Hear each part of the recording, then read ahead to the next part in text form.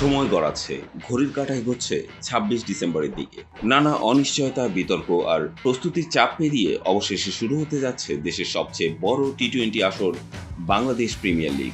এই উত্তেজনার মঞ্চে যে দলটি আলাদা করে নজর কাটছে তা হলো নোয়াখালী এক্সপ্রেস। কাগজে কলমে দলটি বেশ ভারসাম্যপূর্ণ, আছে তারকা, আছে তরুণ, আছে বিদেশি শক্তি। তবে প্রশ্ন একটাই, এইসব উপাদান মাঠে কতটা কার্যকরভাবে মিলবে?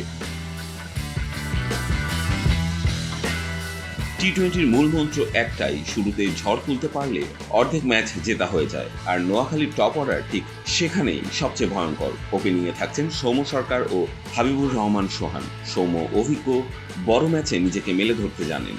আর হাবিবুর এই মুহূর্তে তিনি যেন আগুনের গোলা। সদ্য শেষ হওয়া এশিয়া কাপ রাইজিং স্টার্সে মাত্র ৫ ম্যাচে ১৮২ স্ট্রাইক রেটে ২২৮ রান, এই পরিসংখ্যানই বলে দেয় তার ফর্ম কোথায়। তার সঙ্গে আছেন পাকিস্তানের বিধ্বংসী ওপেনার মাজ সাদাকাত, স্ট্রাইক রেট ১৮০।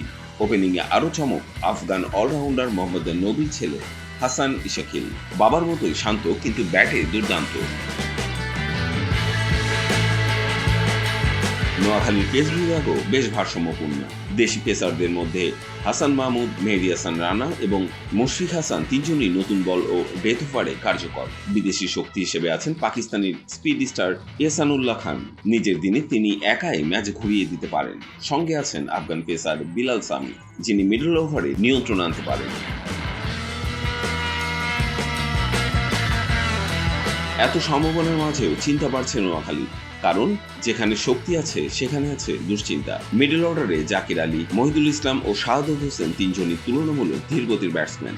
ইনিংস গড়তে গিয়ে যদি তারা বেশি সময় নেন তাহলে রানের গতি থেমে যেতে পারে। এই জায়গায় ভরসা জনসন, চার্লস ও মোহাম্মদ নবী। কিন্তু সমস্যা হলো নবী পুরো টুর্নামেন্ট থাকছেন না, ফলে তার অভাব পূরণে পাকিস্তান থেকে আনা হয়েছে হায়দার আলীকে, যিনি আগ্রাসী হলেও ধারাবাহিক নন। স্পিন বিভাগেও শঙ্কা রয়েছে। বাঁহাতি স্পিনার আবু হাশিম ঘরোয়া ক্রিকেটে ভালো করলেও বিপিএল মঞ্চে এটি তার বড় পরীক্ষা। নাজমুল ইসলাম অপুর অভিজ্ঞতা থাকলেও ফর্ম নিয়ে প্রশ্ন আছে। আফগান স্পিনার জহির খান থাকলেও সামগ্রিকভাবে স্পিন আক্রমণ খুব শক্ত মনে হচ্ছে না।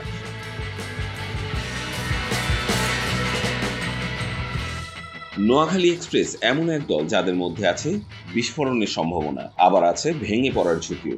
যদি টপ অর্ডার আগুন জ্বালাতে পারে আর মিডল অর্ডার সেই আগুন ধরে রাখতে পারে, তাহলে এই দলই হয়ে উঠতে পারে এবারের বিপিএল এর বড় চমক।